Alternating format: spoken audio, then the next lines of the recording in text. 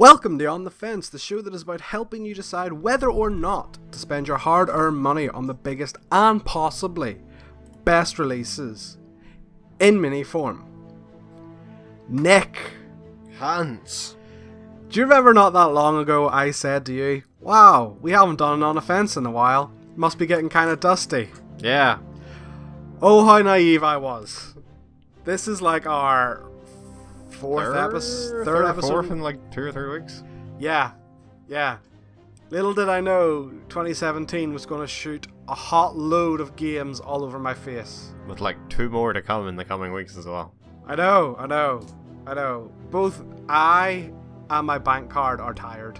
But today, Nick, the fence is in space. Yes. Right? Did I get that right? Sure. Roll with it. Because we're looking at Destiny 2. Yes. Specifically the PC release. Destiny 2's actually been out for like a month and a half. Oh yeah, shit, yeah. Destiny 2 on PC. We should put this in just so people are like, oh, what the fuck is released? Just go, oh, what the fuck? Nick, what is Destiny 2? Destiny 2 is the sequel to Bungie's Destiny 1. I was going to say Magnum Opus, but I think that's maybe giving Destiny 1 too much credit. Destiny was this 10-year plan they had when they signed their deal with Activision to be this long-running series that they were going to support for like 10 years. It was going to be like this, and Destiny 2 continues to be this first-person shooter loot game. Think maybe a more serious Borderlands is probably the best way to put it, where you're running around, you have these open-world areas where you're running around doing missions, getting loot, and numbers get bigger at the end of the day. Needless to say, Nick, the original Destiny was not received with the highest amounts of praise. It did okay for itself, but how does Destiny 2 address the problems of its pappy?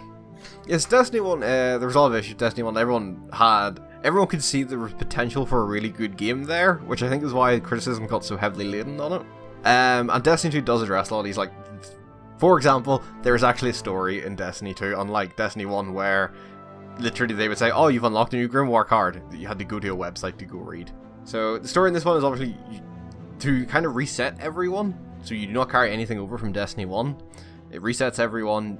Essentially, the Traveler who gives all your characters their powers has been essentially nullified by this opposing army that's come in, and that resets you, resets all your gear, resets all your powers, so you're back to being this low-level character, and the story progresses from there, and it's actually really interesting. You're essentially trying to round up the greatest hits of the Guardians to launch a strike team against Dominus Gal and his Cabal army. And that's probably the biggest thing I'd say, is now there's this coherent story within the game itself.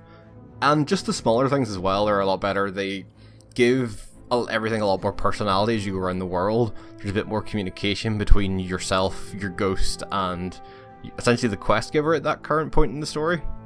And it just makes the moment-to-moment gameplay feel a lot better. And I think they've done a lot better job of designing these open world areas so they don't feel as empty. Because they've kind of stripped away the Spyro, which was like your jet bike thing in the first game. So that's not in it anymore until you actually finish the story. And so they've kind of had to redesign a lot of the areas with make them a bit more compact, a bit more fun to go around, and they've also varied up the environments quite a lot. The first game had a lot of environments that were just, oh, it's this barren planet, this one's green, this one's red. This one kind of goes a bit insane with it, like you have a planet that's an ocean planet, so you're actually kind of traversing all these oil rigs instead of actually like a planet, and they're all dilapidated and wrecked, so you are spending a lot of time actually platforming your way around them, which is pretty awesome. And yeah, but again, from Destiny 1, they've also kind of kept a lot of things that were praised. The strikes are still there, where you take a team of 3 people in and do like this, essentially the equivalent of a World of Warcraft dungeon. And the raid's still there, and from what I can tell, I've not done it yet, but the raid is there, and it's still getting high praise for being probably some of the best endgame content. Nick, I didn't like Destiny 1. Do you know why? Because you don't like good games. Nick, don't be a dick. The reason I didn't like Destiny 1 was because it was multiplayer focused. Does Destiny 2 suffer from the same sort of issues of being designed with multiplayer in mind? Yes and no, I think. I think if you're going into this determined to never see another person, you're going to be disappointed. those strikes, as I said, are still require other people to matchmake with. The raid has no matchmaking. You're reliant on finding people either online or in your friends.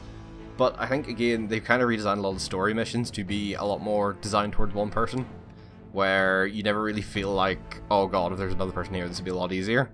You feel like you're constantly on the cusp of, this is a challenge, and if there was another person here, this would be far too easy.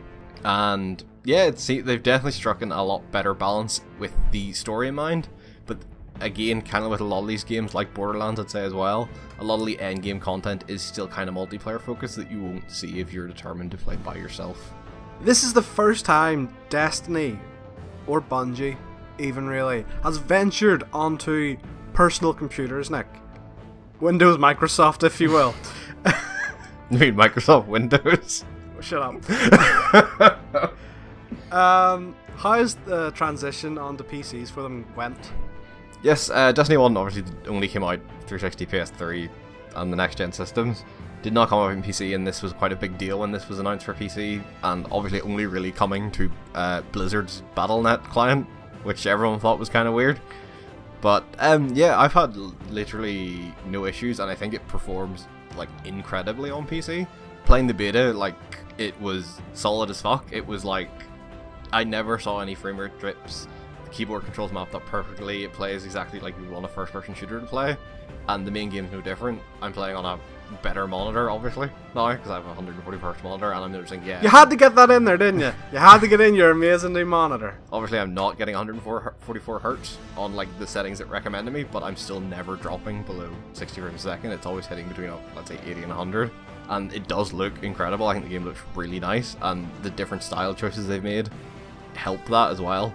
And it, again, it maps perfectly. I haven't noticed any issues with controls where, like, oh, this is on maybe a fiddly button, because it would have been mapped better on a controller.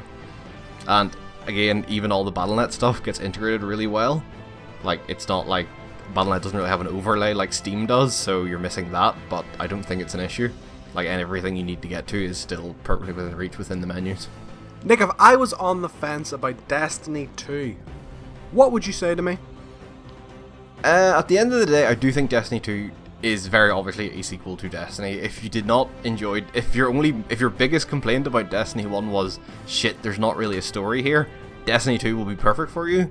But if you had other underlying issues with Destiny, I don't think Destiny 2 drastically changes that formula to basically turn this into a different game for you.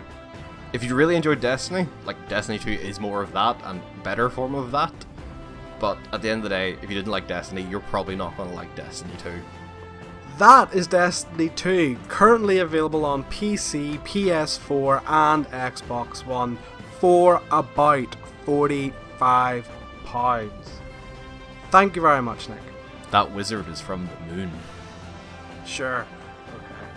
That was a famously bad line from the original Destiny that they actually took out before the main game came out, because that was in the beta.